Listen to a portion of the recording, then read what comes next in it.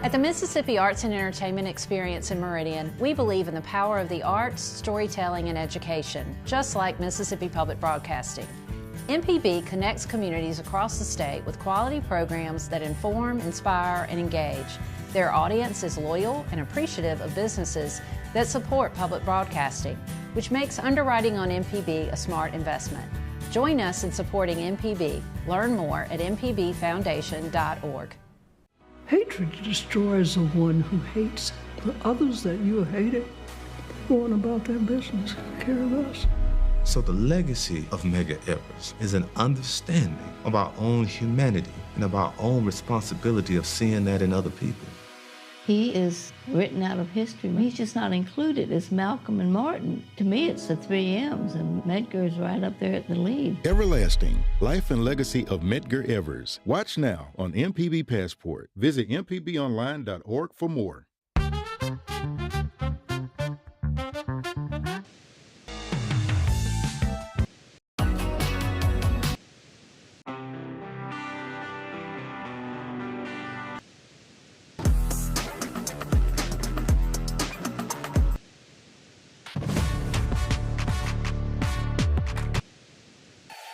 Together through the years, together in the future.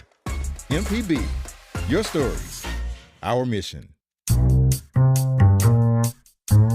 Good morning, welcome to Deep South Dining right here on MPB Think Radio. Malcolm White, Carol Palmer behind the shrubs, and two very special guests in this segment. Felder Rushing, the one and only Gestalt Gardener, is joined us this morning and brought a lot of vegetation. Is that you over there?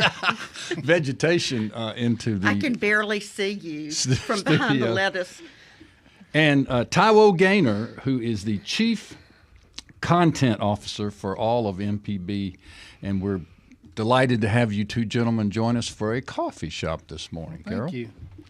Mal, this is exciting. How was your Thanksgiving, man? Man, Thanksgiving was delightful. We were in Charleston, South Carolina, and we cooked. We had a rented Airbnb. There were 8 of us, my wife's family, 2 kids and 6 adults. And so we cooked and had a great meal. We had spinach supreme, or whatever you call spinach with mushrooms. We had a shrimp and rice dish. We certainly had a Did you make big the old shrimp turkey. and rice? I did not. And my mother-in-law made the shrimp and rice. I just consumed. I stayed out of the way. We had 2 commandos. Really? Had 2 commandos in the kitchen. My mother-in-law and my Nobody wife. puts baby in the corner. I can't was believe happy that you were not in the kitchen. I was watching television. I was watching football and such.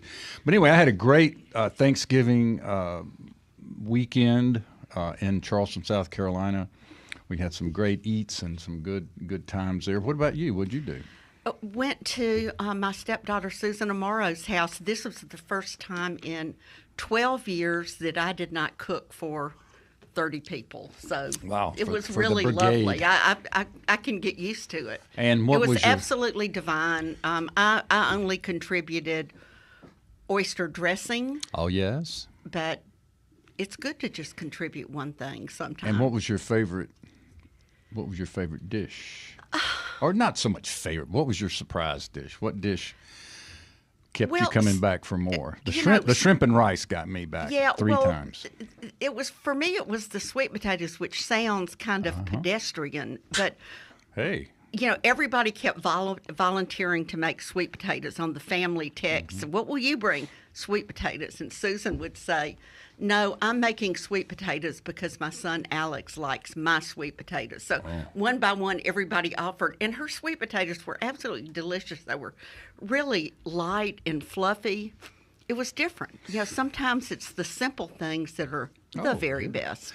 Well, last week, in the lead up to Thanksgiving, we had a great friend on, April McGreger, and she talked to us about the turkey bone gumbo, I think she called it. Is that right? Yeah, it's a recipe that she's really well known for. That's been published, and we've published it here on our Deep South Dining website, and lots of people make it every year on cooking and coping, but it kind of gets you in the mood for leftovers. And one of the people who listened to the show and who followed our suggestion and made a turkey bone gumbo was our one and only Taiwo Gaynor, who I ran into in the lobby this morning and said, "Tell me about Thanksgiving," and he shared this story. Yeah, it was delicious, man. It was such a good idea, and the timing was right because it was like Friday. Yeah. Going into Saturday, and we were like, all right, we're done with these leftovers. So you had a smoked turkey? Yeah, we got a smoked turkey from Honey Baked Ham. This is our first time doing Honey Baked Ham. I usually smoke a turkey myself, but my wife was like, you're off duty. All right. And so we had that ham, and then, we were just getting tired of it. My kids were like, I'm done with leftovers. And so I was like, well, what about gumbo? They were talking about that on Deep South Dining. Now, you got to commit when you make gumbo. Cause you do. You got to go back to the store and get the things you need. So we had to get the shrimp and I did crab claws, crab legs. Oh, boy. And then some green onion sausage from Country Pleasing. So this sounds like an everything gumbo. Yeah, and then I did some chicken thighs, and I did the chicken thighs and the sausage on the grill. So I had that smokiness with the smoke from the ham. It was good. Gosh, Malcolm. That's terrific. I wonder where our invitation was. I should have brought some. Yeah. Yeah, I forgot. So is this your first time to use the turkey carcass and make gumbo? This is probably like my second time doing it. Okay. I usually do a gumbo like around New Year's, but it's right there waiting So for obvious, you. It's yes. like, just do it. Yeah, and it's just a great way to use up leftovers. And I'm sure everybody's been looking at the Cooking and Coping Facebook page to see what people are doing. There's some really, interesting stuff. One of our great posters named Gloria McCollum made a giant rectangular turkey pot pie. It was gorgeous. Wow. I mean, the crust was gorgeous. It was real shiny. She must have used like an egg wash on it. It was really delicious. And then somebody made turkey tetrazzini. I mean, there's so many ways, but the best thing, and Malcolm, you and I looked at this, it's what Bob Yarbrough did. Well, he had two great crazy things. things. Yes. Thing number one. Thing number one was this tart with apples, and it was, I don't remember what, cheese, but it was terrific. But the thing that you showed me that he posted was out of sight. They were these little tiny, they were pies. They were made in little. Okay. So he took a muffin tin and put a giant piece of puff pastry. Yeah. And then made indentions in the muffin, and then put all the Thanksgiving leftovers. Turkey dressing, cranberry, all inside, and then inside the muffin tin, and then folded the pastry and baked it, so it made these beautiful little puff pastry pies. Little goulash pies. Yeah. Thanksgiving and a puff pastry. Yeah, in a puff. That sounds a puff incredible. pastry. Yeah, amazing. It was incredible. Felder, what about you? What did you feast on this past Thanksgiving? I always make my grandmother's asparagus casserole with real saltine crackers on the top. There you go. It's unsalted tops because of, the way we have to be now. Nowadays. But no, it's just we went over to my son's house. He cooked a big old turkey. We did everything. Everybody brought everything. And you made the asparagus. Of course.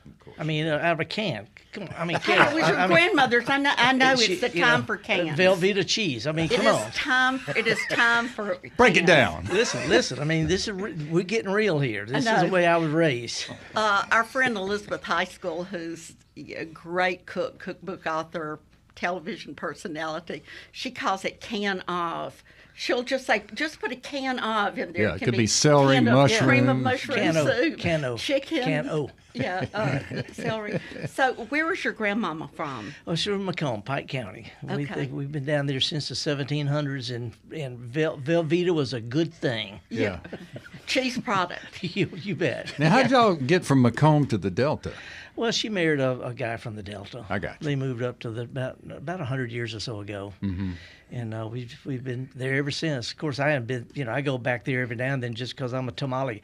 I got to tell y'all, if you don't eat at least half a dozen tamales every week, you get wrinkled.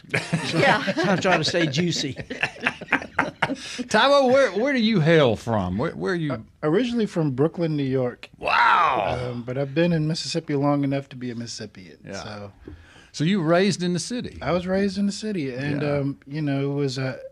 it was culturally very different, obviously. Yeah. But what was good and what I remember is the food culture in New York, and it's Mississippi has certainly, I think, exceeded the food culture in sense. So your taste buds have adapted. Oh yeah, I mean that's not hard to do in Mississippi. Yeah, when you were talking about that gumbo, it was hard for me to tell you were ever from Brooklyn. Oh yeah, it's just that Southern food. It's just something special about it. There's something about eating a lard that helps you slide through the humidity easier. Yes. It's not so much slide as it is glide. That's right. That's right. Or they call it vitamin G, grease. Oh yeah. Yeah. You got to have vitamin G. That's right. That's the good stuff. So what foods do you remember from the Brooklyn years? Or were you too young to really remember? Well, no. I mean, I grew up in Flatbush, Brooklyn, so it was mostly Caribbean food. Mm-hmm. So I grew up around a lot of, food from Trinidad, Jamaica, Guyana, and so I didn't really, my family is from the South, so I did have the traditional like mac and cheese, dressing, and turkeys and hams. But there was also this wide variety of food from just the neighborhood that I indulged in. Do you make any of those dishes today? Oh, those yeah. Caribbean dishes? Like which one? I love making jerk chicken. I'll make curry chicken. The stewed chicken, which is a little bit different. So what's nice is that Kroger has the ethnic aisle where you can get all of those seasonings. Yeah. And it's just like going back home. Wow. But I love to cook, man. I love to cook and love to eat. Yeah. I spent some time in South America, and they have a lot of what they call cook-up rice. Oh yeah, rice and whatever you got. Yeah, that's right. The Caribbean folks have a cook-up rice too, and so like anything south of America, the flavors is very similar. My wife is from Venezuela, so we kind of paired up with our flavors and taste buds because they're very similar ingredients, and Does she like dishes. Southern food? But so many countries in the world have rice-based dishes. Spain, Africa, Asia. Yeah. Everybody has their jambalaya. That's right. That's right. Whether it's, paella or, rice and peas or whatever. Right. So when I had jambalaya, I was like, wow, this is like cook-up rice, except it has the flavors of the spices that are more But basically, Cajun. it's rice and whatever you got. That's right. That's right. Rice goes with everything. All right, so today, Carol, is December the 1st, and you may or may not know it's Eat Red Apple Day. But I wanted to say this about apples. I have a favorite, and it's Honey Crisp. Oh, yes. I almost bought you one. I left it on the kitchen table this morning. I love for those National things. Apple Day. And because it's National Apple Day, everyone must have their favorite apple. Do you have a favorite apple, Felder? No, I like the little hard ones. The Honeycrisp, by the way, was developed. It's a real rare to get a real Honeycrisp. They sort of genericed it up to make it easier to grow and harvest. But the original Honeycrisp, you harvest them and they just won't last because they got so much sugar. Gotcha. So they've got a hybrid now that lasts a little bit longer. It's not. It doesn't melt in your hand. Yeah. No, it does not. Melts in your mouth. They made them to be more packable. Yeah, there you go. Sustainable. Yeah. But Malcolm, what really caught my attention today, it's National Pie Day. Pie. And I was thinking, PIE, where shall we go get some pie today? Well, I have a cherry pie at my house, but Let's go get pied. Yes. Sounds like you need like apple pies. Well, this National Apple Pie Day is actually... Yes, that's actually December the 3rd. Wednesday, so it would be... Now, Carol, tomorrow actually is National Fritters Day. And I want to bring that up because I had some fabulous crab fritters in Charleston at a little restaurant called Fanny and the Fox in the the IMalcolm Hotel, which was really weird. We were looking for a place to take 2 children, and we ended up going to this Fanny and the Fox and just ordering a family-style meal, and they just started bringing platters out. But they had these outstanding crab fritters, and yum, were they good. All right, so you are listening to Deep South Dining. This is a coffee shop edition. We love it when you join the conversation if you are so moved. It's 1-877-672-7464. And remember that all throughout this program. Today we will have special guest Felder Rushing in the house, the Gestalt Gardener himself. If you want to call, ask questions. I know that he has a very popular show right here on MPB of his very own, and we're glad to have him on this morning. Taiwo, thanks for dropping by and sharing your Gumbo experience. Good hanging with y'all. Yeah, let's do a Caribbean thing. I love sometime. All right. You bring the food, we'll bring the talk. I'll bring the food. Yeah, you bring some of that food from your house. That's right. Thanks a lot for joining us. We'll take a short break. Be right back with more Deep South Dining with Felder Rushing right after a short break. Thank you.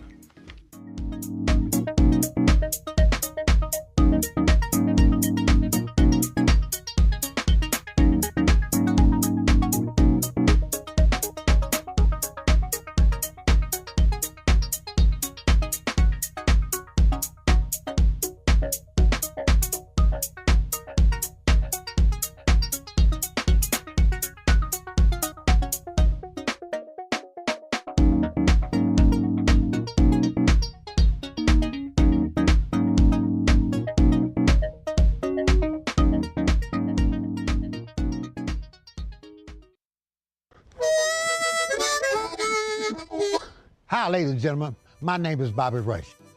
As a blues man, I love Mississippi Public Broadcasting. If you support Mississippi music and their local programming, donate now, right now, and become a member today, not tomorrow.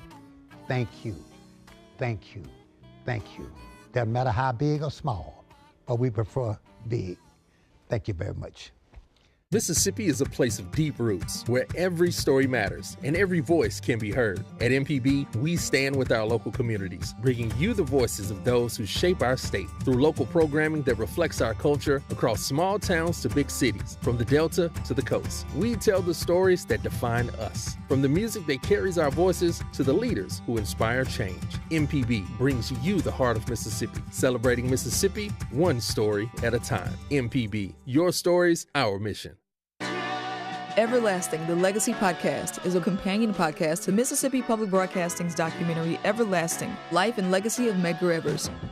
Join me, Rita Brent, as we dive deeper into the story with exclusive interviews and conversations about the enduring legacy of McGreger. Everlasting, the Legacy Podcast, available on the MPB app or wherever you get your podcasts. MPB, your stories, our mission.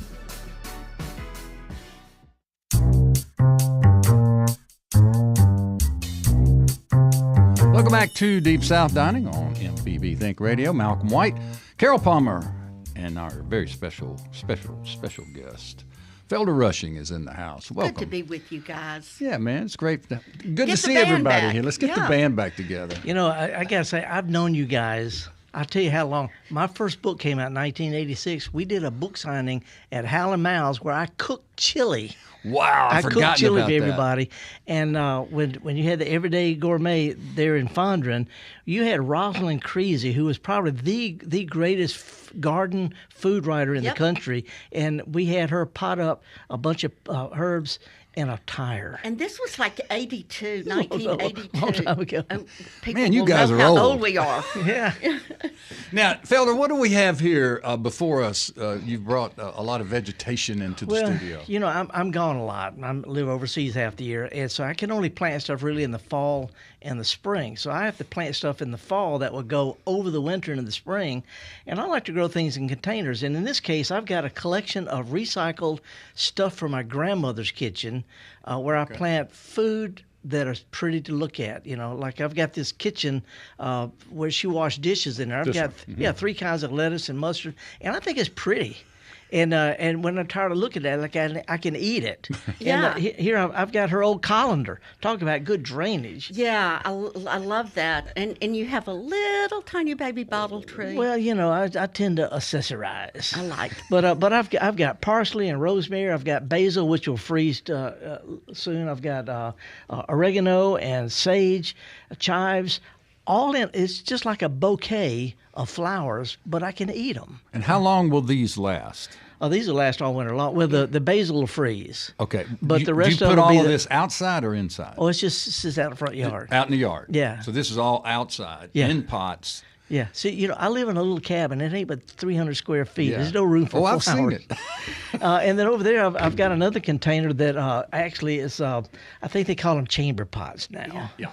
But it's my I'm grandmother's hold it up. Yeah, she had it had a hole in the bottom. She threw it away. I said, "Granny, that's drainage." But I've got edible flowers. I've got marigolds. The violas would last all winter, and 2 kinds of kale, which are superfood, and they're also super pretty, and they'll take 0 degrees outside. So I just like growing stuff that's pretty. Mix them all up like a buffet. And then, maybe shove a stick with some bottles on in it.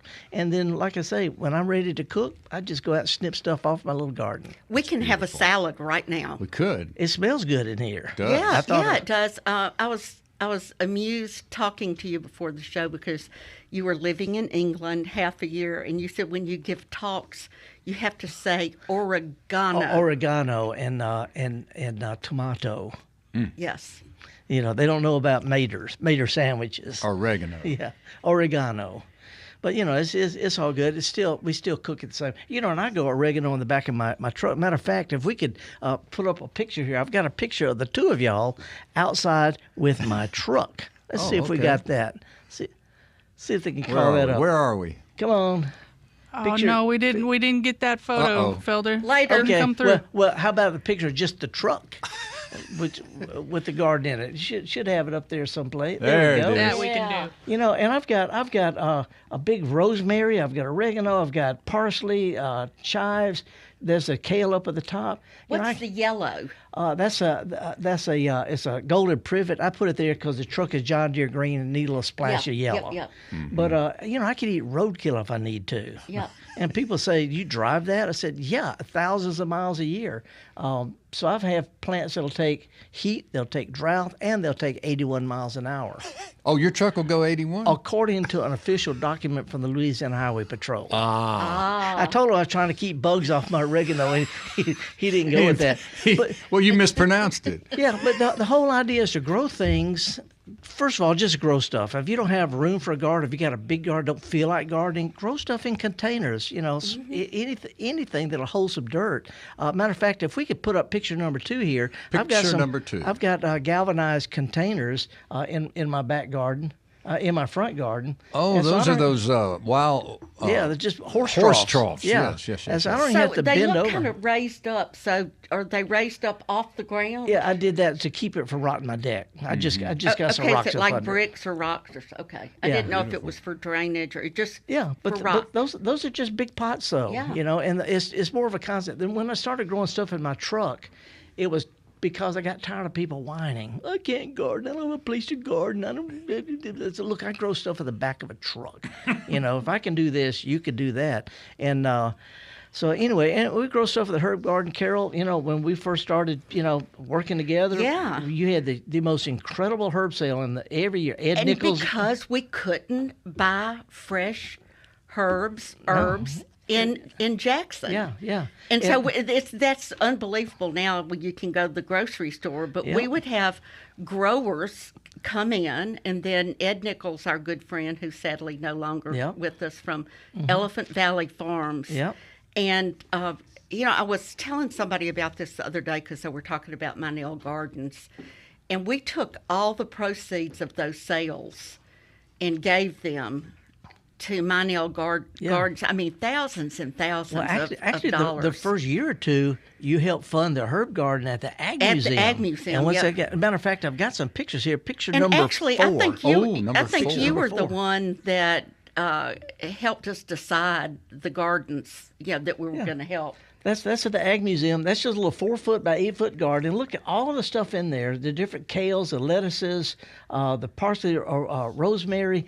That's not that's a little kitchen garden. You can eat out of there, and when something dies because it's cold, you don't have to dig it up. You just pull it up, stick something else in the hole, and you're ready to go. So, I mean, it's not hard to garden. Right. And I think if you're going to be gardening, might as well grow something that's pretty. If you could do that, why can't you eat it too? Indeed. And you call those edimentals. Edimental. I didn't go in the front, but it's edible ornamentals. Edible ornamentals. Yeah, and there's a bunch of them. Matter of fact, if we could show picture number 6, I sort of loaded up with pictures. I didn't know we were going to have a slideshow. Yeah. And let me remind our listeners, we're live streaming on YouTube. If you're missing the slideshow, you can go to YouTube and you can watch it just as we are. Go ahead, Felder. This is a beautiful hibiscus, but it's an okra.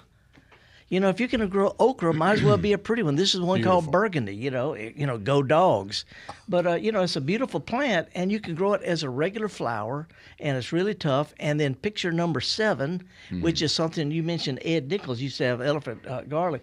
This is elephant garlic. You plant it this time of year in the fall, grows over the winter, has beautiful flowers, and you can dig it up or you can leave it in the ground. But you can grow garlic as a pretty garden plant. You can even spray paint those if you want to. If you really want to get fancy.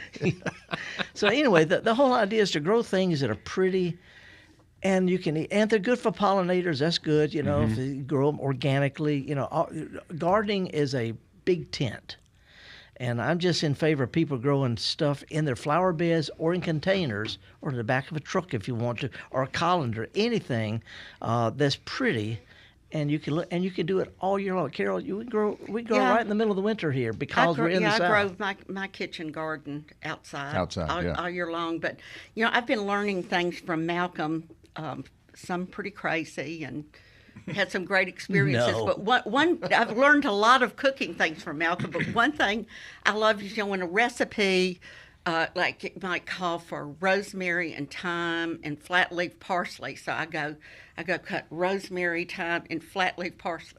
Malcolm goes out to his herb garden and just starts cut whatever kind of he gets the basil and the oregano and the sage. It's cook-up gardening. And then just cooks up.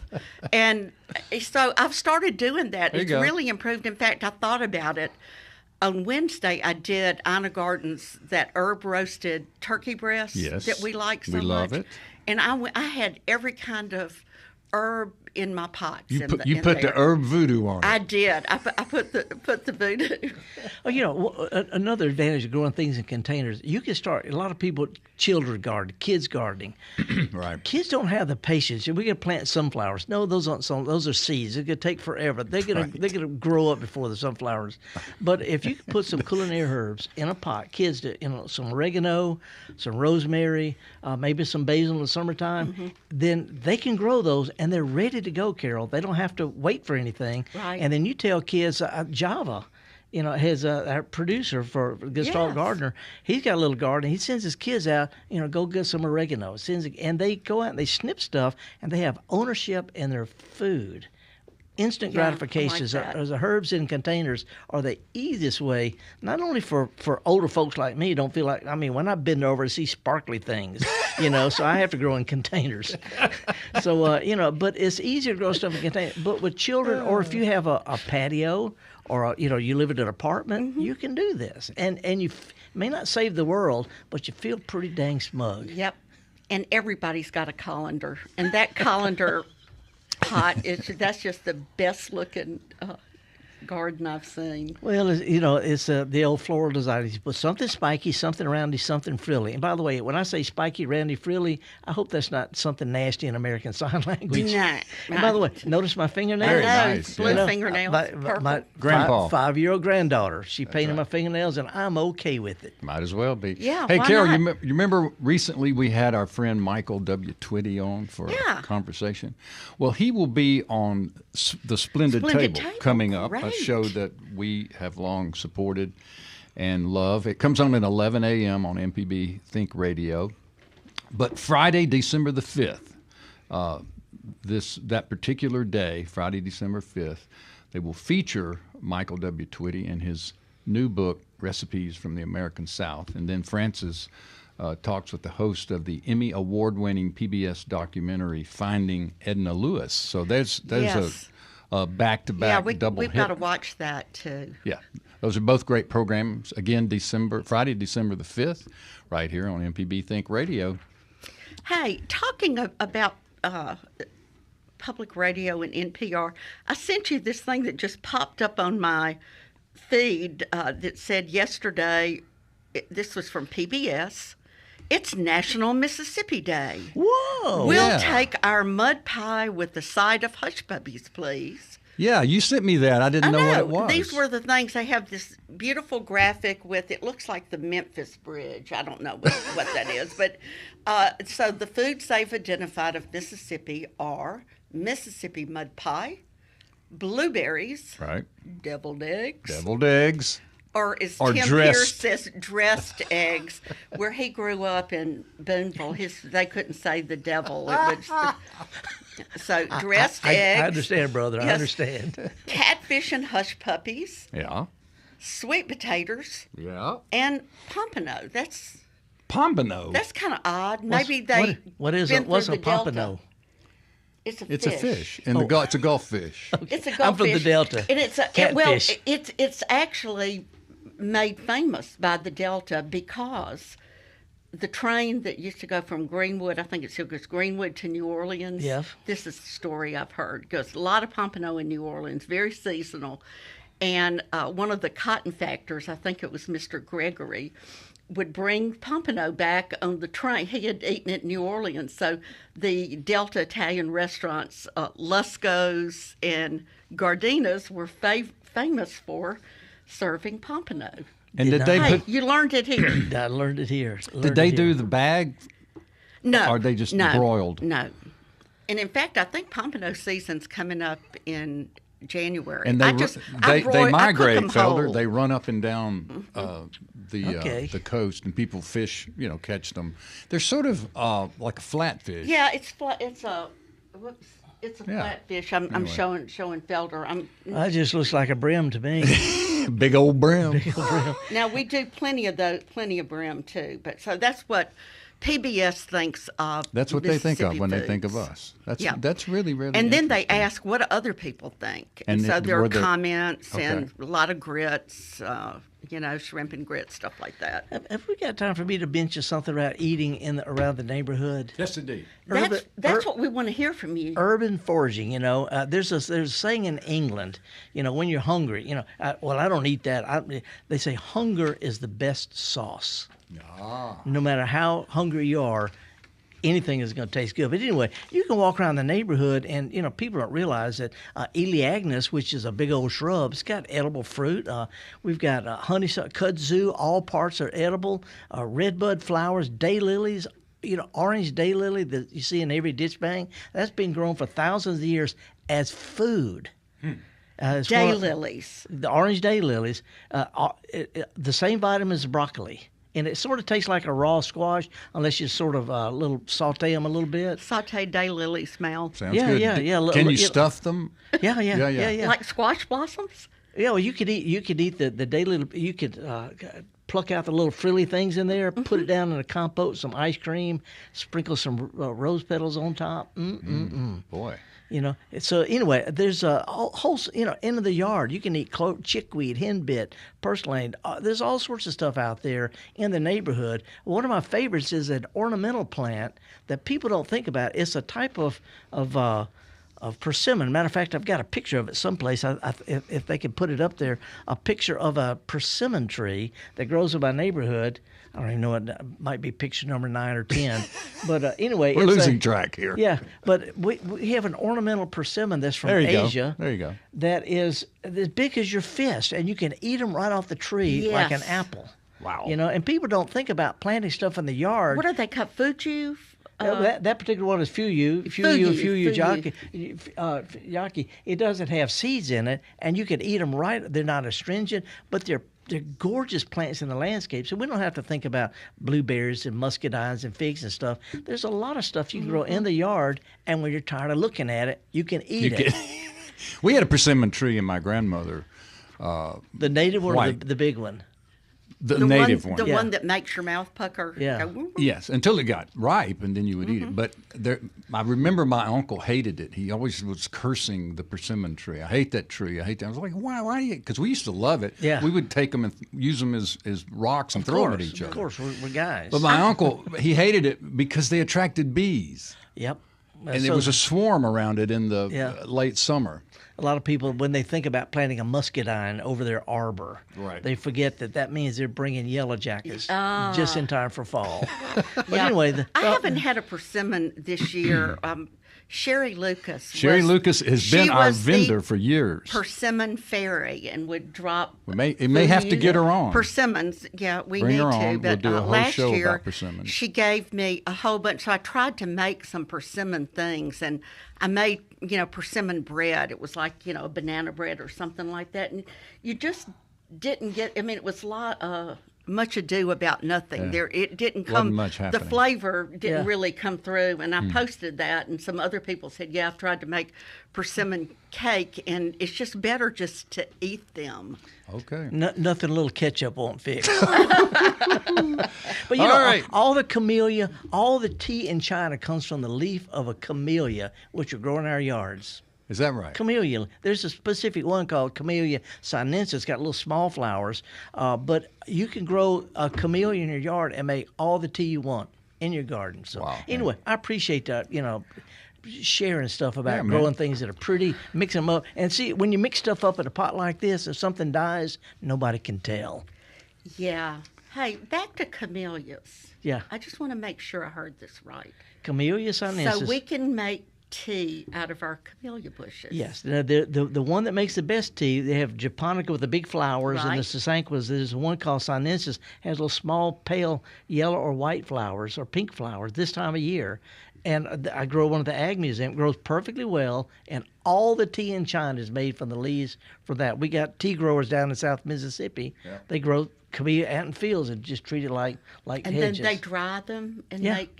Yeah, that's how you make the different kind of teas, and how you treat the leaves. But it grows perfectly well in Mississippi as a yard plant, and you can eat it. I could go into business, drink it. Malcolm. Got a lot of product out at Go Away Got big Lodge. ideas here, huh? Okay, let's take a break. Come back with our last segment of today's show. This is a coffee shop edition of Deep South Dining. We are delighted to have Felder Rushing with us today and sharing his vast knowledge of all things plants, edible and not, but particularly focusing on edibles and foraging and fun stuff like that. If you want to join the conversation, we'd love to hear from you. It's toll-free, it's fun, it's easy. It's 1-877-672-7464, or as Felder would say, shoot us an email to food@mpbonline.org. We'll be right back with more Deep South Dining.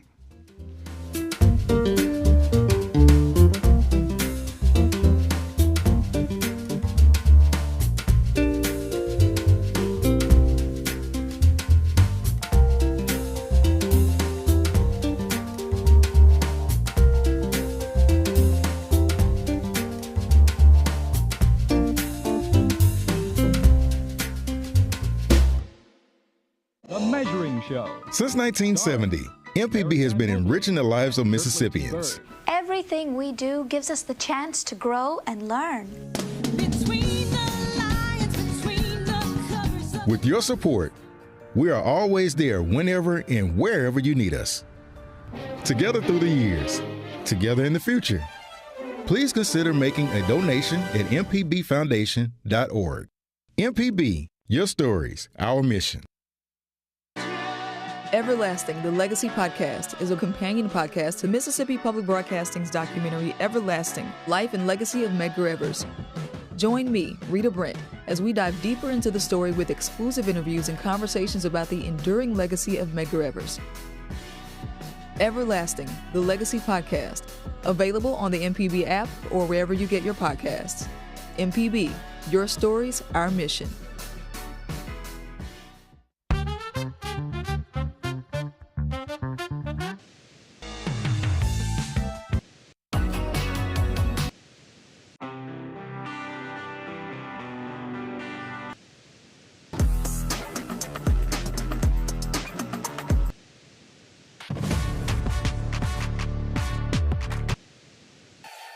Together through the years. Together in the future. MPB, your stories, our mission.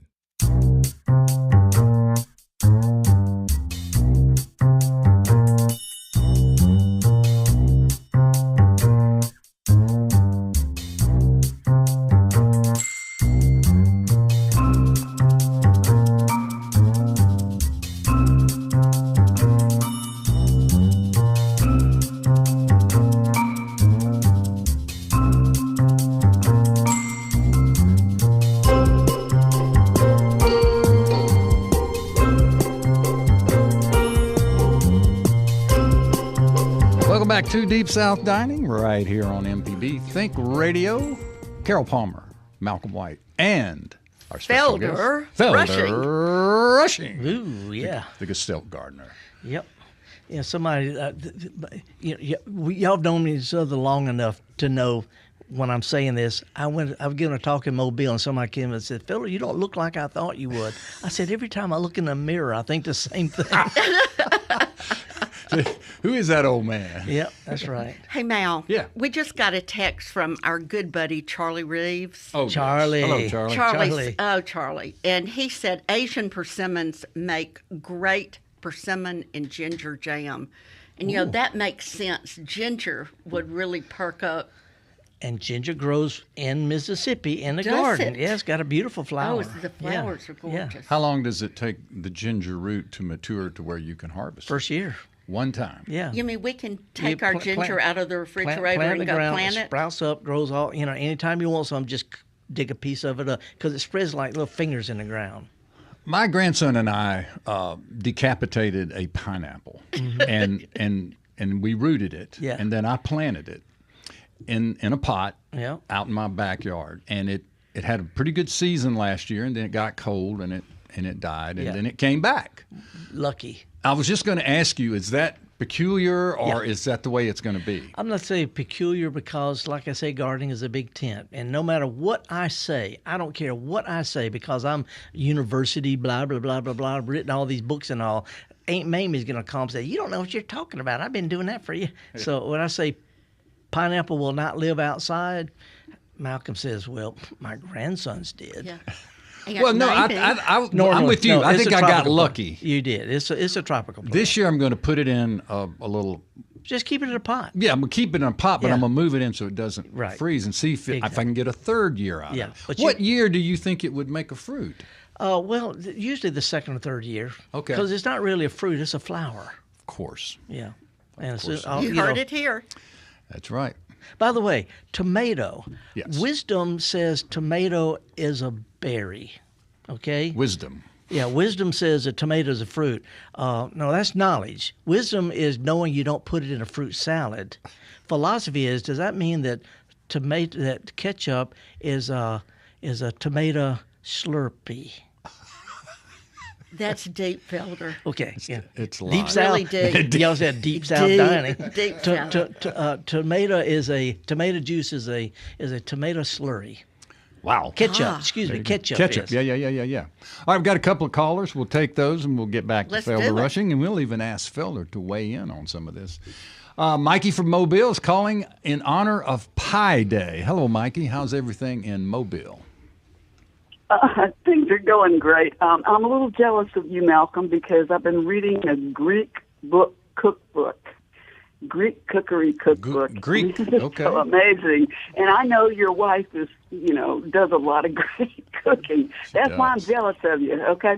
But for Felder, you're disqualified from this riddle. This is one of the worst jokes that I've ever heard, and it's so bad that I can never forget it. And it's in honor of Pie Day. And it goes like this. How is my hand like a pie? Lemon pie. I know. Marty, y'all know I this? You are disqualified. You're disqualified. Well, anyway, go ahead. Lemon pie. No. How is my hand like a pie? I don't know. All right. Felder knows. It's got meringue on it. It's got meringue on it. Meringue on it. Yeah. There you go. In honor of Pie Day. Anyway. I like Thank you, that. Mikey. I like that. All right, Thomas from Greenwood is calling, says you just mentioned his grandfather and Luscos. Hello, Thomas. Hey, Thomas Gregory. How are y'all? Good. Set the story straight.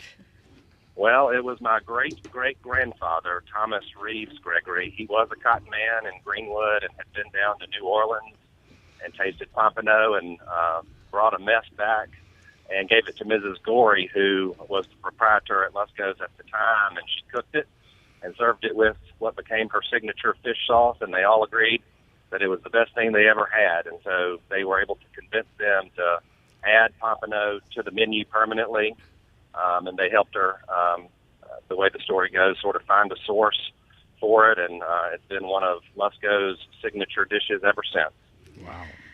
Wow, that is so great. And thank you so much for taking time to call. And that, the sauce that they put on it, it was just divine. It's like a vinegar, lemon. Would it have Worcestershire in it? I don't know. I'm guessing. It's light. Thomas knows, but he's not saying. Yeah, he's got to protect. Thomas, what about the Luscos in Taylor? How's that coming along? Well, I haven't gotten an update lately, but I hear that they're close. They've already started to accept requests for reservations, and as soon as they open, I think it'll be ready to go. But and that's some of your. Is that some of your folks? No, my family doesn't own the restaurant. They just brought the fish to Lusco's for the first time. All right.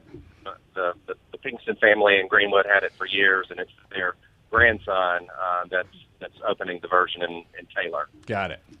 Well, we've been meaning to get to Greenwood and do a special show up there because, some of our great friends and good cooks are there, Leanne Galt and Taylor Bowen Ricketts, and talk about the food scene. So They're we the hope bee's you'll knees. the bee's knees. We hope you'll come join us when we do that.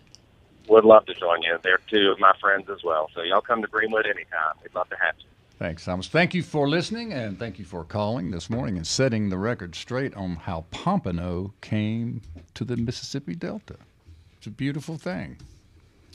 So, Felder, for those who listen to your show regularly, and that's many, many, many people, myself included, we learned that you live part-time here in Mississippi and part-time in England. That's right. I'm here in the spring and the fall because that's where my lectures are.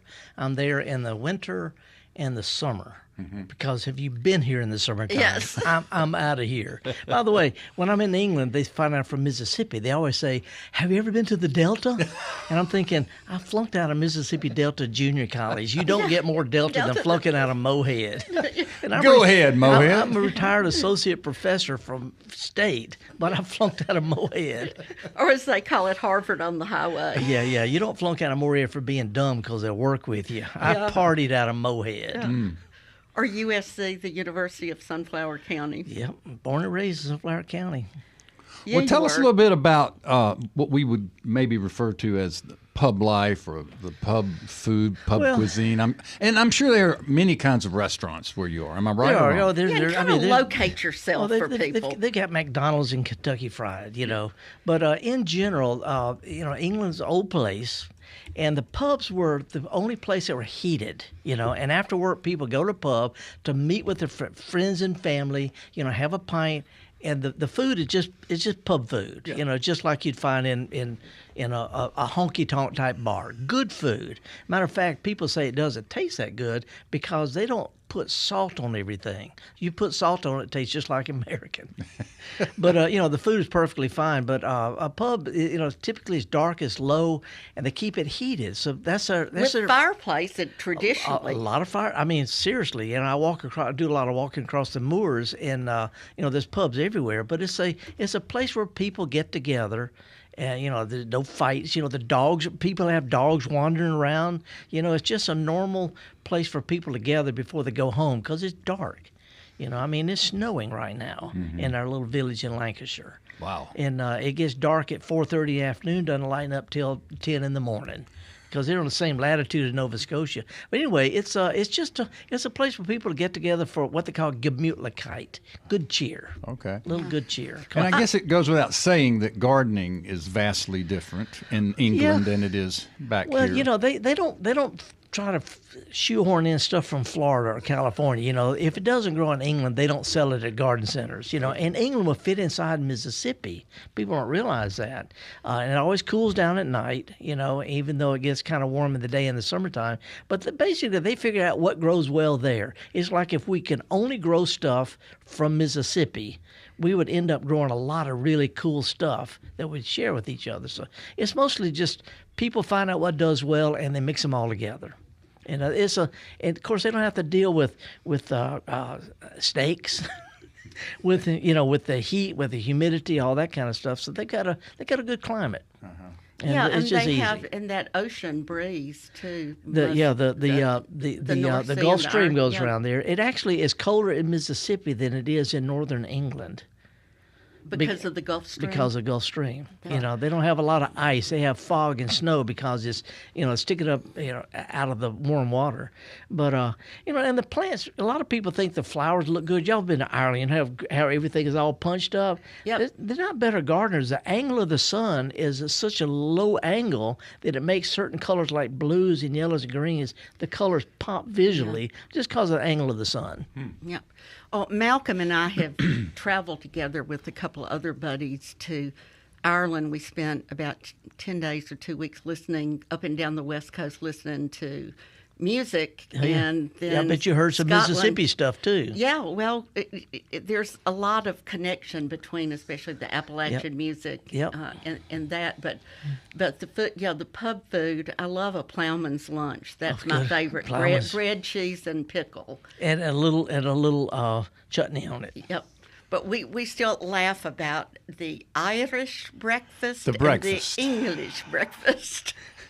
Felder, weigh in on the English breakfast. A full English breakfast. If you're in Yorkshire, they call it a York. If we were in Texas, it'd be a Texas thing. But basically, it's eggs, ham, bacon, some kind of fried potatoes, beans. Baked beans. Baked beans. Yeah. I tell you what, after a while, you realize that baked beans on toast is quite nice little comfort food. Have you developed a taste for blood sausage yet? Because that's always on the English breakfast. Nope. Yeah, it is. Or mushrooms.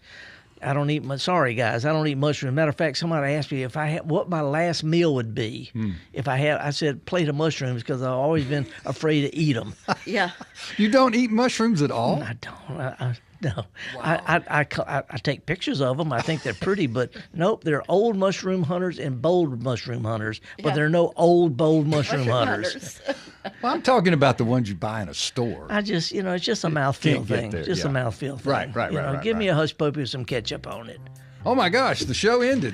What Thank happened? y'all. Thank you for having me. Appreciate it. We had so much fun. Thank you. Yeah, and don't forget to accessorize. Accessorize. All right, Deep South Dining is a production of Mississippi Public Broadcasting's Think Radio, and we are made possible by the generous contributions from support and folks like yourself. If you'd like to join the team, you can contribute by going online and donating. We'd also love for you to join us each and every Monday and every Sunday morning at 9 for more Deep South Dining. We'd like to thank our show is produced by Marissa Vaughn. We'd like to thank her for putting this show together. We'd like to thank Felder Rushing and my co-host, Carol Palmer. I am Malcolm White, asking that you stay tuned now for Everyday Tech at 10, Southern Remedy at 11. And you can hear our guest, Felder Rushing, on the Gestalt Gardener Friday mornings at 9. And join us next Monday and Sunday for more of this Deep South Dining on MPB Think Radio.